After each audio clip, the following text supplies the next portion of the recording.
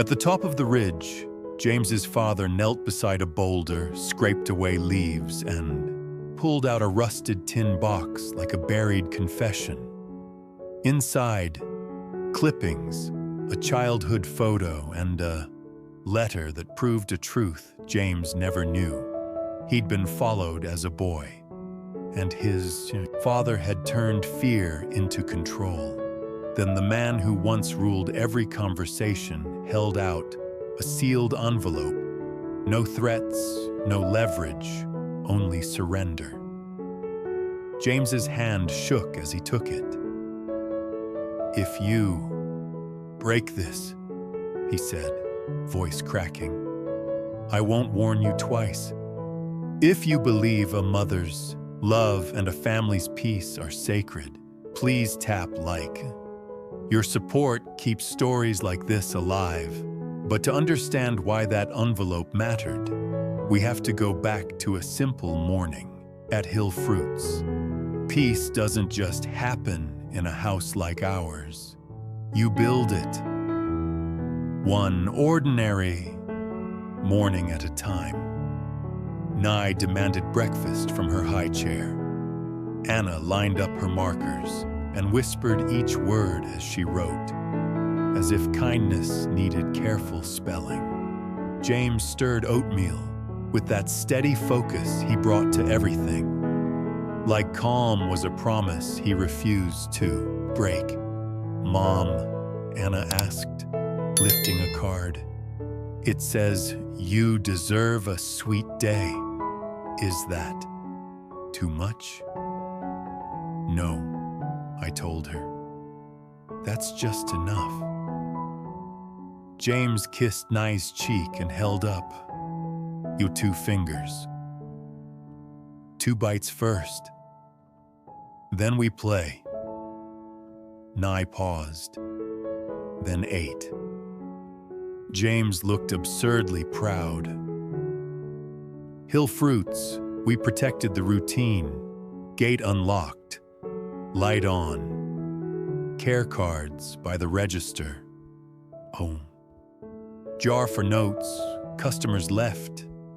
Thank yous, prayers, little pieces of their lives they trusted us to hold. Luan brought crates. Mr. Hung bought oranges and gave that quiet nod that meant, "I'm still watching the road." For almost an hour, normal felt possible. Then James's phone buzzed. One glance, and his shoulders tightened. Not fear. Recognition. The past. Tapping once.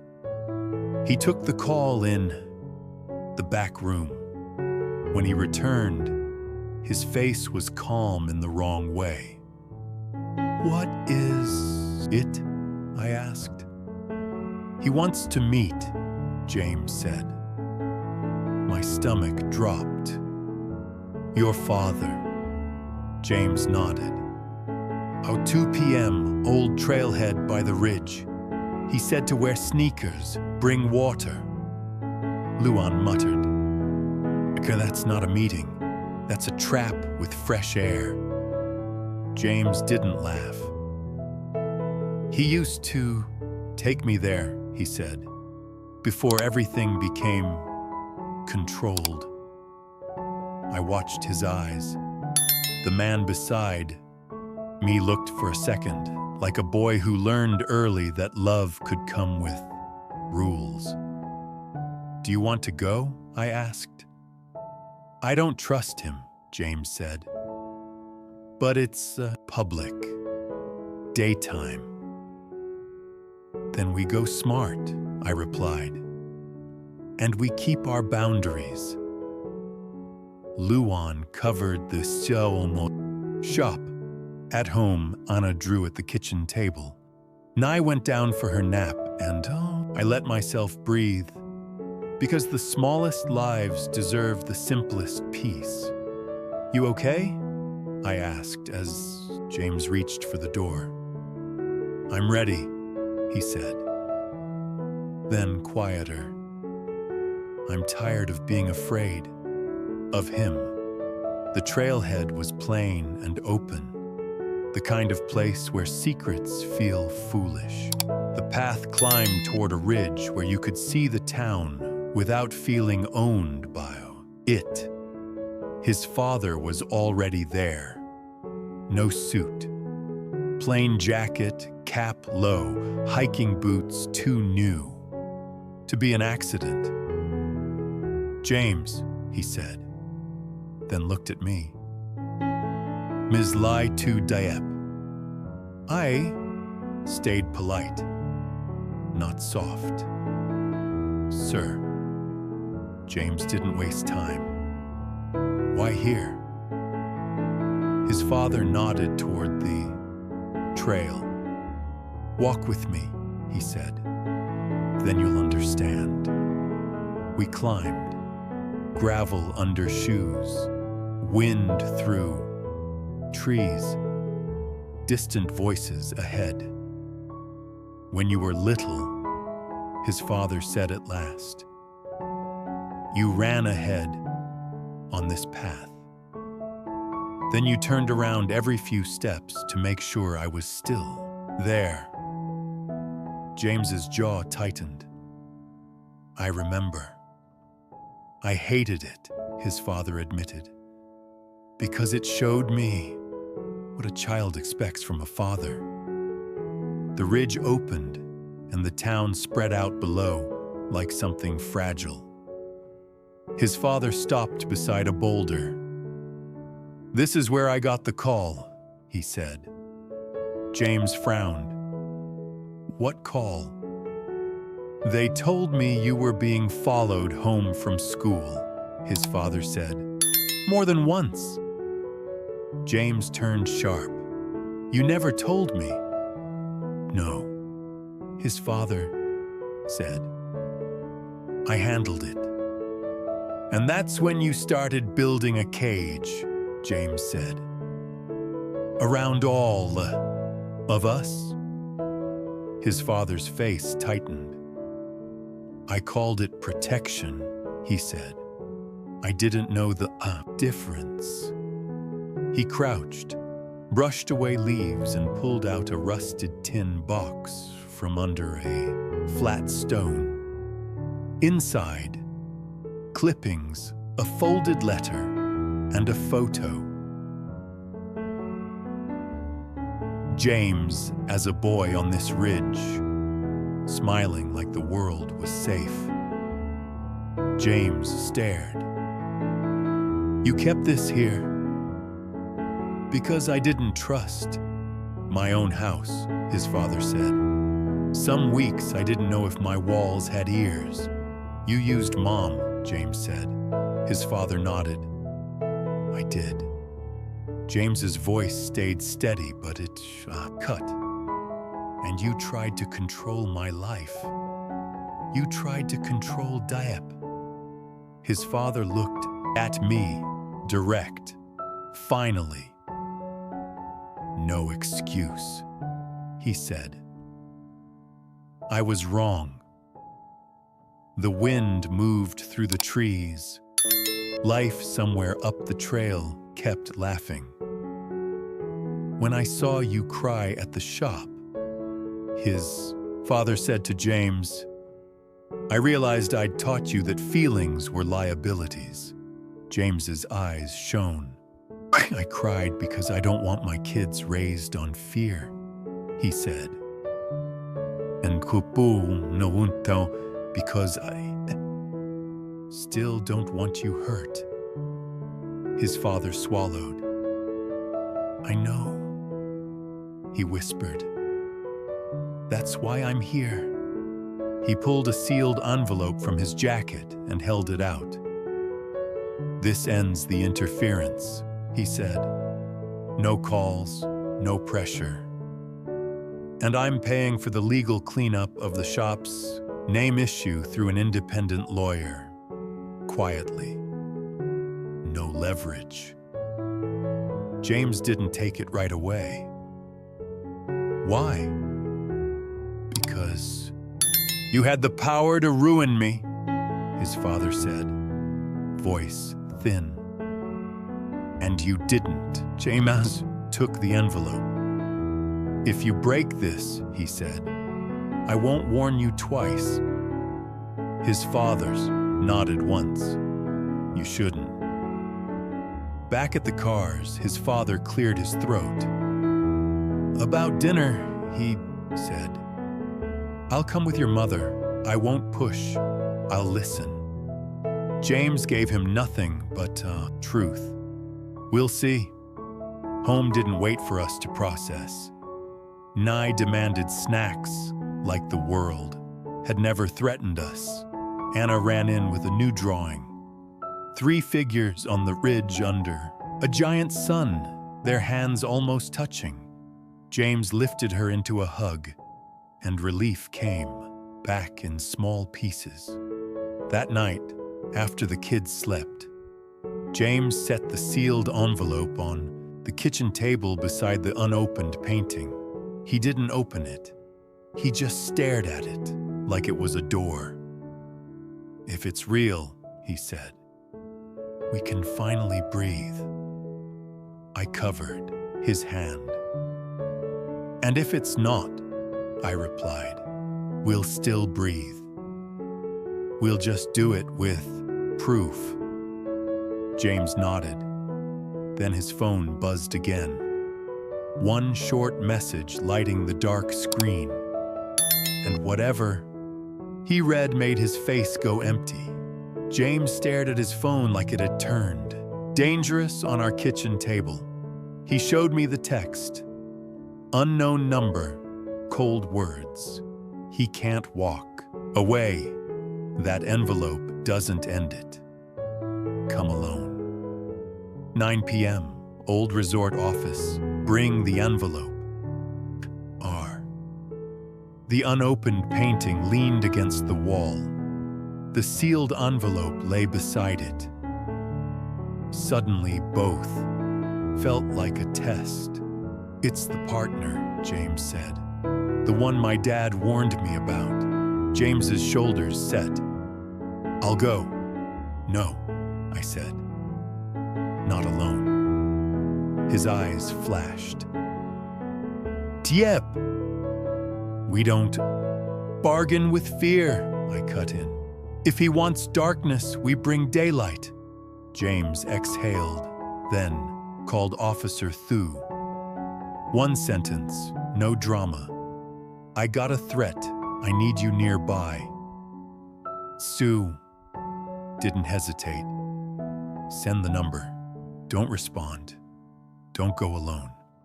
At 9, we entered the old resort office under the spill of streetlight. Quiet, public enough. Our footsteps honest. The lobby smelled of dust and old promises. 2 men waited in the shadows. One was James's father, stiff as a man who had spent years holding his breath.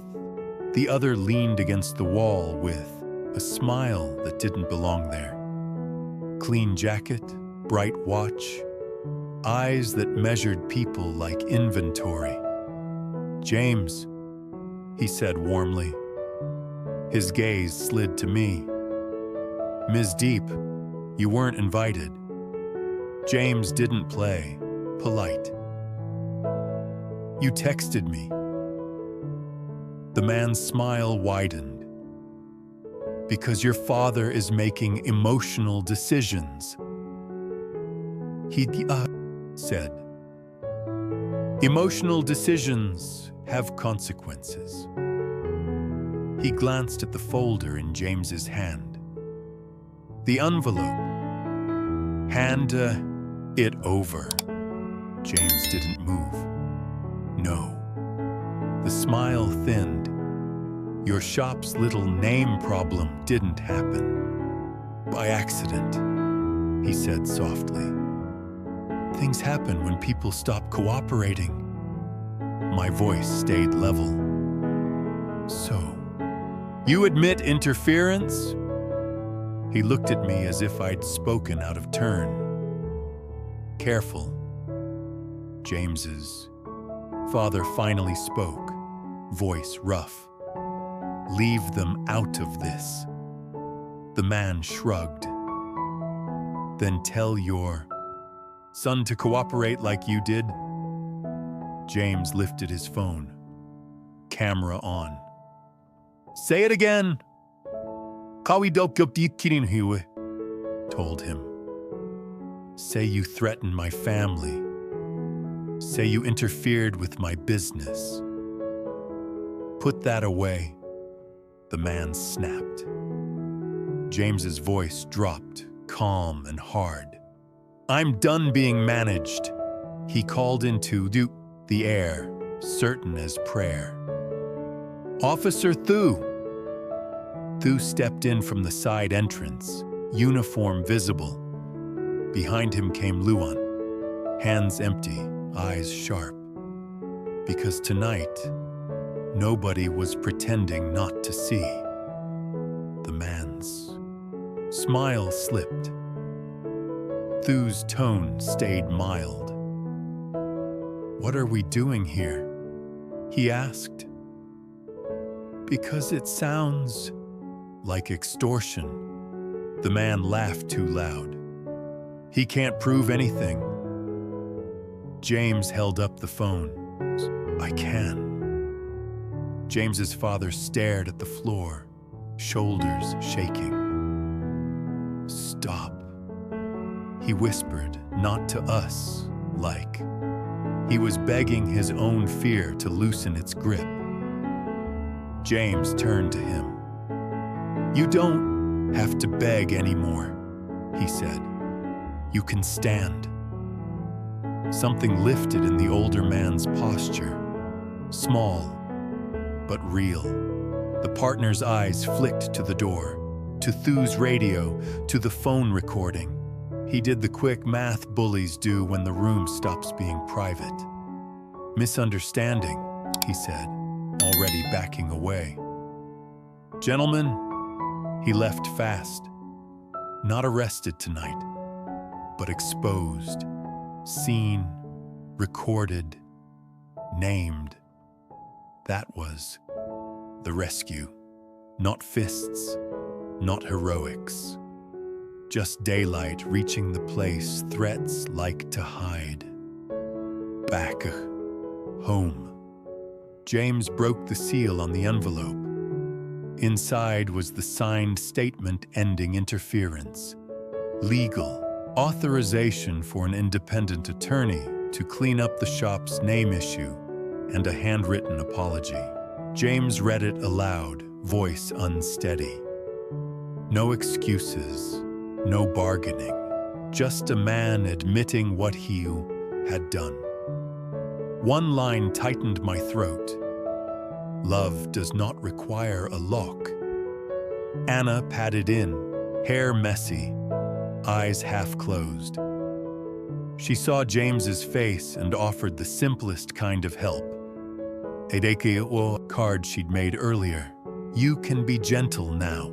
James let out one broken laugh and kissed her forehead. "Yeah," he whispered. "We can." The next evening, dinner finally happened. James's mother arrived first, hands trembling around a dish. His father followed, no suit, no armor, just a man, walking carefully. He didn't take the head of the table, he waited. James pointed to a chair along the side, a boundary you could see. His father nodded and sat.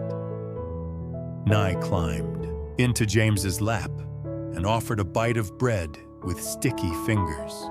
James's father stared at that small tenderness, like it was something he'd forgotten existed. James's mother reached for my hand. "Thank you," she whispered. "I kept my children safe," I replied. "That's all."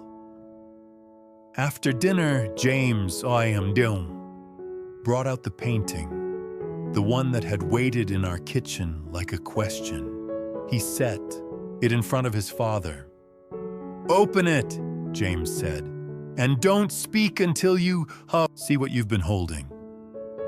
His father peeled back the paper with shaking hands. It was a painting of our shop light, warm and steady against a dark street. Beneath it, 4 small figures held hands.